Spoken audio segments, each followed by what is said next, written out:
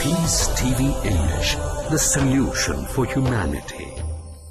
A way of life, a way of life, a way of life, a way of life. Islam is a way of life, a complete way. Islam solves all of its problems. Allah leaves no stone unturned. Perfect with no flaws at all are the laws of Allah. A way of life, a way of life, a way of life, a way of life. Islam is a way of life. الحمد لله رب العالمين وأشهد أن لا إله إلا الله وحده لا شريك له ولي الصالحين وأشهد أن محمدا عبده ورسوله الأمين صلى الله عليه وعلى آله وأصحابه أجمعين. أما بعد, we praise Allah subhanahu wa ta'ala and we ask Allah to exalt and mention and grant peace to the Prophet Muhammad sallallahu alayhi wa sallam. Brothers and sisters in Islam, welcome. I'm your host Abu Mus'ab Wajdi Akkari. With me is Brother Abdul Rahim Green, Brother Salim Al-Amri and Brother Asim Al-Hakim. We were discussing in our last episode matters pertaining to marriage. And we called it a hot topic, and it is a hot topic, and it deserves a lot of elaboration. The second attempt, inshallah ta'ala, to address more issues. We had started dealing with some of the benefits of marriage, and remember, Brother Asim, you mentioned that there are many, that the sky's the limit. So perhaps you can, barakallahu fikum, continue addressing some of these benefits which will encourage us all to get married again. Alhamdulillah, salatu wassalamu ala rasulillah wa alihi wa sahbihi man tada bihudah amma ba'd. Encourages you to marry again. I wanted to retract that statement. that was not what I intended. To get married, those who are unmarried. Okay, because, no, see, again, marrying again for a man is recommended providing that the conditions are fulfilled. It is not as people think of marriage, and this is our problem. A lot of the men think of marriage as an easy ride, forgetting that it is a great deal of responsibility, to the extent that it deters a real, true, practicing Muslim from getting married. These responsibilities. It is not something that, oh, how many wives you got? 3, mashallah, you're the man, I have 4. It's not a macho thing. On the contrary, it's ridiculous for a man to brag about it. But the benefit of marriage as a whole are so many. The Prophet ﷺ told us that the world is transient comfort. And the best of these transient comforts is a righteous and pious woman. So imagine if one of us were to be asked about the best thing for him in this world, what would he say? Most of us, a car, a house, a vacation in the Bahamas. The Prophet is telling us, all in all, in this world, the best is a righteous and practicing spouse. How is that? This is hadith, because the time you spend in your home is the majority of your time. And if you have a reason to stay home and to live a paradise in your home, then you've got it made. Even if you're a janitor, even if you're working in a low-class job, if you have a righteous and pious wife, akhi, you've got it made in your house. And this, only those who are married to righteous and practicing. And why do I say righteous and practicing? Because you may marry someone who is righteous. MashaAllah, she prays night prayers, she fasts Mondays and Thursdays, but she's not practicing because she's making your life hell. And look at Khadija, may Allah be pleased with her. We know, Prophet, that 4 of the women were complete, were perfect. Among them was Khadija. Why? Because she never ever forced the Prophet ﷺ to work, and she never nagged in the house or gave him something to disturb him in the house. And that is why when Jibreel came to the house of the Prophet ﷺ once and said, Khadija is coming with food in her hands, so greet her and read her salam from Allah Azza wa Jalla, and give her the glad tidings of a house in paradise as big as a pearl. In it, there is no tiresome and there is no trouble or noise. La sakhaba fihi wa la nasab. Scholars said, okay, why these 2 characteristics of the house? Why didn't he say that it's air conditioned, or it had rivers, or it had cold drinks or whatever. Why these two? So they answered by saying that because this is the environment she gave to the Prophet ﷺ, and that thus she is rewarded accordingly. In the house, the Prophet did not need to do any kind of work. Not only that, it was his comfort zone. But he did work. He got engaged in fixing his own. Yeah, this is by himself, and this is in Medina. Right. When he married Aisha, and she said whenever he went into the house, he used to sew his or stitch his thobe. He used to fix his sandals. He used to milk his sheep.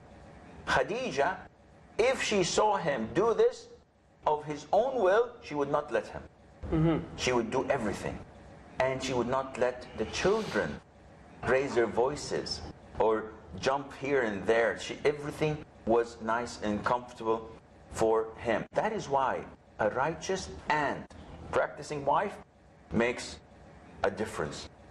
On the opposite side, a good, righteous and practicing husband makes the life of a woman extremely beautiful.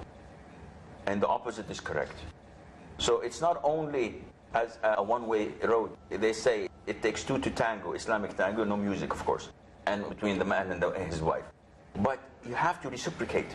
Sheikh, there's another reason I'd like to add to that, because mashallah, of course you painted mashallah, an idyllic picture of Khadija, and may Allah be pleased with her and the Prophet sallallahu alaihi wasallam. And a lot of people would say, well, if my husband was like the Prophet, I'd be like that. I think there's another thing I'd like to add, the benefits of marrying a righteous spouse. Though one of the amazing benefits is connected to the ayah that mentions that you are a garment, you know, you're a libas for them. And this, you know, how the scholars talked about what does the garment do? You know, it adorns and it protects, you know, from the harmful effects of the sun and the elements. But I think the whole dimension, one of the very important things of a truly righteous person, they will enjoin the right and forbid the wrong. So they will not allow the husband, a righteous woman, will not allow her husband to do something wrong. If she sees him doing something wrong, she'll say to him, oh my husband, why are you watching the television with those naked women? Yeah? This is haram. How am I going to stand as your wife in front of Allah on the Day of Judgment? I am not going to let you, and she will do it in the nice way, in the good way, but she will not allow her husband to do something that is wrong. And the husband will not allow his wife to do something that is wrong. And this is, I mean, with the Prophet ﷺ, you won't find Khadija having to correct him, you know, but with us we have too many mistakes, yeah? And this is a very beautiful thing, when, you know, usually one of us has the fault that the other doesn't, and the other has the fault that the other doesn't. So if you have this approach of supporting one another to be good, this is the beautiful benefit of having a righteous husband and another righteous wife. So I think that's just what I wanted to add to what you were saying, inshallah, one of the benefits as well. I think this is backed up by a clear two verses in the Quran mentioned. Ya ayyuha alladhina amanu qu anfusakum wa ahlikum nara. Oh, you who believe, protect yourselves and your families from hellfire. So this goes both ways, man and wife. There must be some clarification, because see, we heard two things now. At one point we said appearance, the importance of appearance, choosing the one that actually is pleasing to you. Her appearance pleases you. And some of the scholars do make that a part of the, you know, something you take into consideration so that you don't marry someone whom you're not attracted to. And then we mentioned the substance. Okay, but let's say that the lady does not look attractive in the eyes of that man, that particular husband. Does that mean that she just worries about the substance and therefore ignores her appearance, or does she have to apply and utilize the means that Allah made available that are lawful to beautify herself? No, this doesn't mean that, okay? So she does. She has, of course, she has to look after herself, okay? And in the same way, I think we mentioned previously that Ibn Abbas used to beautify himself, adorn himself for his wife. So it is both sides. So she takes care of herself, the way she looks, takes shower, all this stuff. Women, they know these things. It is not that a woman has to do it or the man has to look presentable. Everybody has to look presentable. But the most important thing is the substance and the iman and the heart of that partner. I'll just give you one example. A brother called me from the UK a few years ago. He is proposing. He went and he saw the sister. And then he called me back and he said, you know, It didn't work. I don't want her. She's not that attractive. So I started talking to him. I said, no, go again. And try to see her again. Alhamdulillah, to make it short, they got married. And he said, Sheikh, you're right. Okay? The real beauty is not the looks. And now, mashallah, they have children. And yes, alhamdulillah. Could it be that I mean, that's something that we will be taking a break shortly. But I just want to give that introduction so we can think about what could be said. Could it be that part of the reason why there's lack of harmony between the husband and wife is because the husband has taken the role of a dictator and Mr. Serious guy, and he's like applying his management skills and his administrative skills at home? Because some husbands are so serious, even when it comes to the way they deal with their children and their wives, and it really creates this environment where people are stressed out. Maybe we can discuss how a man is supposed to behave at home, and how he could be Mr. Nice Guy, and how there's leeway to be, funny and crack some jokes and stuff like that. Inshallah, maybe we'll deal with that after the break. Jazakumullah khair. We'll be back shortly. A way of life, a way of life. What would you recommend? Peace TV presents What do you have to say about Learning the Wise Way. what would you recommend us to take as career? After we pass our school, so what exactly we should do? What do you have to say about pursuing two fields together? Ideas brilliant. Strategy sustained. The best profession is a profession of a person who invites people to Allah subhanahu wa ta'ala. Avail the opportunity with Dr. Zakir. Depending upon what is your interest. But the main aim should be to spread the message of Allah subhanahu wa ta'ala. To implement the convincing Islamic educational formula to excel in your career.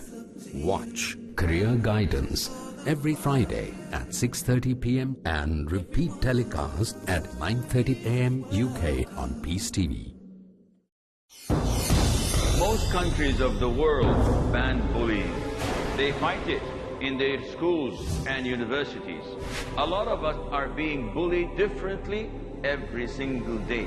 Some come up to us and say, do this, while others say, don't you dare. Some say this is halal, while others say, nope, this is haram. Are you confused? Do you feel lost? Join me in Umdat al-Ahkam, where with the grace of Allah, we will learn the proper knowledge from the Quran and from the Sunnah, which would help stop this kind of bullying. Join Asim Al-Hakim in Umdatul Ahkam, next on Peace TV. Learning simple. We protect the community. Understanding easy. He is the just and he loves justice. Sheikh Salim Al-Amri. If Allah is going to establish justice, even between animals, how about human beings? Adoption fruitful. You hear the adhan and you pray. The Prophet ﷺ said the dividing line between Islam and apostasy is the prayer. Grasp and follow the basic tenets to stand firm on the path of Islam in Tips for Islamic Life every Saturday at 3:30 p.m. and repeat telecast at 2 a.m. UK on Peace TV. A way of life, a way of life. Assalamu alaikum wa rahmatullahi wa barakatuh. Brothers and sisters in Islam, welcome back. So we were speaking about the husband who needs to mellow down a little bit and be flexible and make life enjoyable at home with his wife and kids. Who would like to shed some light on this serious phenomena in the Muslim homes? Well, I believe that we have a problem. And I also believe that we have a section to discuss the qualities of required in a spouse.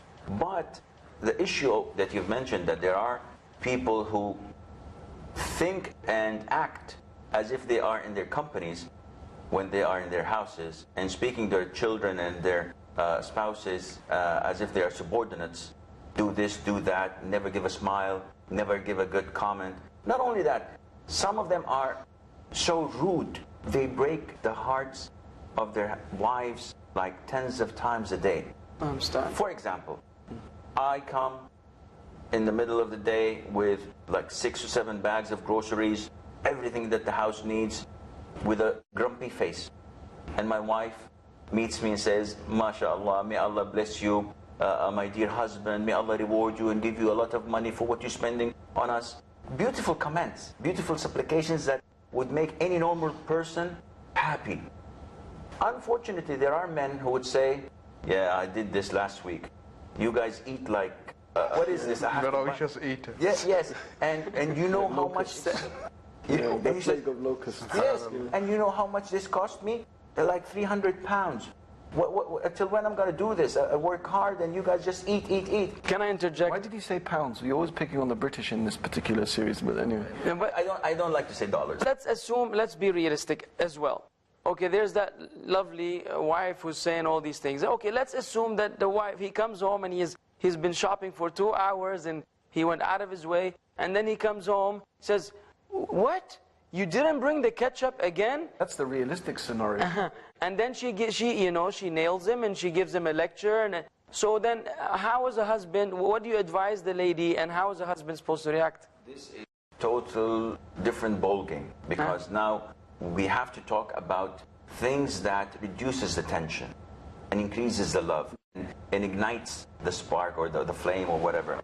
But if you want to go there, it's going to be messy. It's going to be bloody, because everyone only holds to what his rights are and never seems to look at what his responsibilities are. Brother Salim was speaking before the break about the man that called him from the UK, and he did not like what he saw in his future spouse, so he wanted to call it off. If he called me, I would have told him to go and look in the mirror. See, we always ask for things we are unable to provide. I ask for Miss Universe in my future spouse, thinking that I'm Arnold Schwarzenegger. So I'm not the one to show for what I'm asking for. And this is a problem. Ya akhi, love to your brother what you love to yourself. Yes. So I believe that this we have to devote more time. And so we were dealing with spending. Spending, what is the role of the husband at home? Is it an obligation on him to spend? Is it a sadaqah that he's giving to his family members? Talking about the blessings of marriage, those who are married would say, akhi, spending is not one of the blessings. So this would also come when we talk about the rights of the wife, which is spending. But if you allow me to go back to the issues related to blessings of marriage, spending is a virtue, but we look at it as a burden.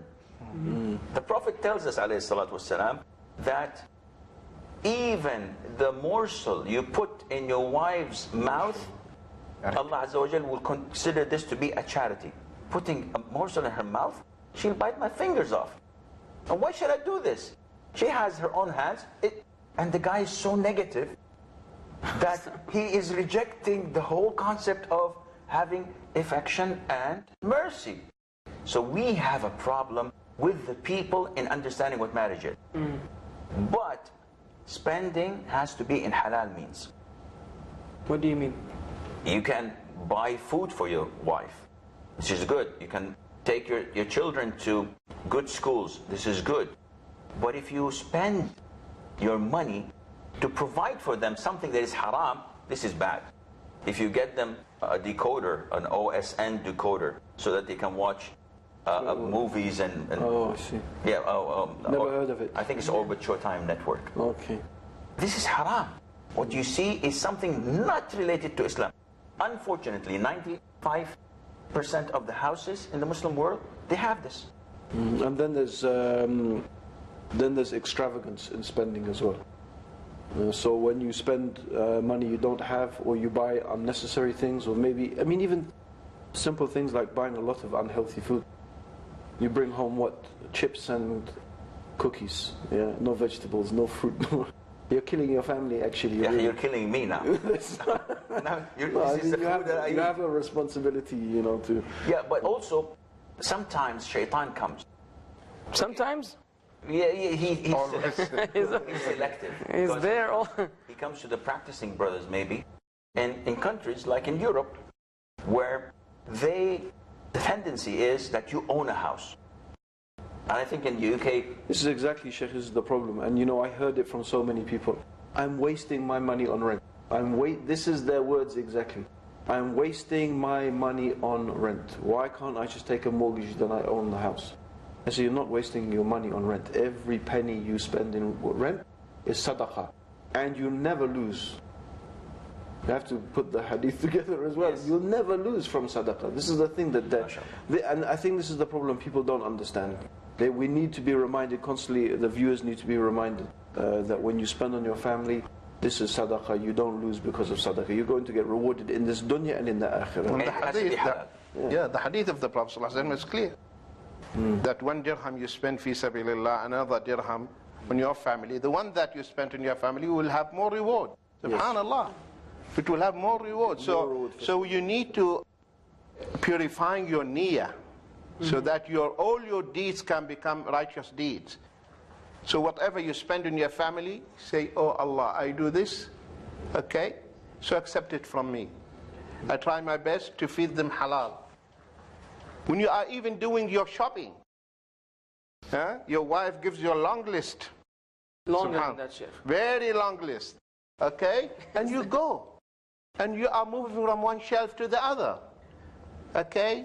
Buying the diapers, buying the sanitary towels, all this stuff, okay? So while you are doing this, you should have your niyyah, I'm doing it, oh Allah, because this is my duty, okay? So inshallah, okay? So you will be blessed, you will be rewarded for that. Subhanallah. So this is the beauty in Islam. Beauty in Islam, that everything you do becomes acts of worship. Everything. So all your life is ibadah. But many of us, they don't have this in mind. Yes, they do the shopping, they do this, they spend, but they don't have this ihtisab, seeking Allah's pleasure. MashaAllah. They don't have that in mind. If you have this in mind, all your deeds will become ibadah. All your deeds, everything you do becomes ibadah. Sorry, Sheikh. It's just a very small point I wanted to add to that, which is not specific to marriage, but a general point about our connection with Allah. Sheikh, it's the point that Muslims should be thinking people. In other words, we should always be thinking about, why am I doing what I am doing? Constantly checking our niyyah. Because actually that niyyah itself is part of what connects us with Allah. Am I doing this for Allah or not? Am I doing this for the right reason or not? And so you're right, you shouldn't just be casually shopping. Think about what you're doing. Think about the blessings, think about the barakah. Make sure you are doing this for the sake of Allah subhanahu wa ta'ala. So I just think generally this is something we should be doing, inshallah. And so I wanted to pick up from that. Also, if you allow me. Go ahead, sir. When you brought up the issue of mortgage. And alhamdulillah, I've been married for almost 28 years. And I married my wife in the previous century. So, alhamdulillah, the Hijri, you mean? Gregorian. We're that old. I always tease her like this, and alhamdulillah. Anyhow, whenever I think about it, up till today, I'm paying rent. Yes. And when I go and I travel, you know, I get these questions of mortgage. Akhi, mortgage is riba, it's haram, it's a major sin. So you want to build your house on a major sin? The Prophet tells us that 1 dirham of riba is far greater than 36 fornications. Yes. Which illustrates the gravity of this sin. So a lot of the brothers that I met think that it is okay. Think that it is a means of necessity. It's like having to eat dead meat or so. And it's not. As long as, alhamdulillah, you have money, and you're paying rent, you say, yeah, but I'm wasting it. It's not waste, it's a sadaqah, first of all. Sadaqah, yes. Second of all, it is the alternative, the only choice you have. Because the other alternative is not halal. It's mortgage, and it keeps on rising and going down. So if it's not only 100,000 euros, so that you won't be angry. It's not only 100,000 euros fixed you've got to pay over the duration of 20 years.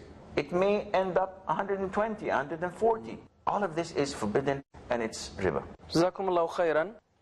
We've covered a few points, but I believe there are more. But the time for the episode is about to end. In fact, it's ending right now. So inshallah ta'ala, in the next episode, we will pick up from where we left off. Wa jazakumullahu khairan for tuning in. We'll catch you next time. Inshallah. Assalamu alaikum wa rahmatullahi wa barakatuh. A way of life, a way of life, a way of life, a way of life. Islam is a way of life, a complete way. Do you know what Islam says? It says that life's the greatest test. It says that life's a borrowed space, returned upon rest. A way of life, a way of life, a way of life, a way of life. Islam is a way of life. What are the etiquettes we should follow when calling to Allah? Is the best dawah through speech or good manners? Is changing our character a process or a switch? Learn how to change for the better with me, Abdurrahim Green, through a series of talks, Characteristics of the Caller, here on Peace TV. Explore the unique source of guidance to call people to the path of Allah in Characteristics of the Caller. Every Wednesday at 8 p.m. and repeat telecast at 8:30 a.m. UK on Peace TV. A friendly message by Dr. Zakir. The last testament of God. It is a proclamation to humanity, a fountain of mercy and wisdom, a guide to the erring, a warning to the heedless, an assurance to those in doubt, a solace to the suffering, a hope to those in despair. Al-Quran, the most positive book in the world, the final message of God to humanity. Let's read it, understand it, and follow it. Peace TV, the solution for humanity.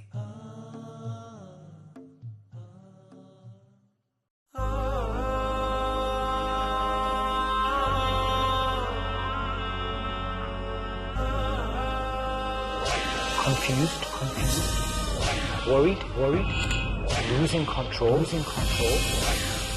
If you are a parent, these feelings may well be all too familiar. In a society in which we increasingly feel that we are losing our children,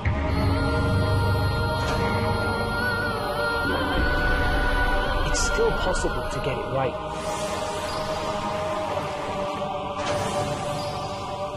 And Islam will show you how.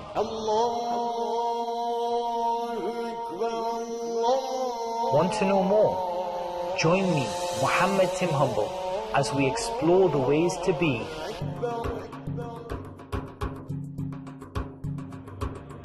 a good Muslim parent. Learn a series of beautiful Islamic techniques to help our children get the best in this world and the best in the hereafter in 26 Ways to be a Good Muslim Parent. Every Friday at 6 p.m. and repeat telecast at 5:30 a.m. UK on Peace TV.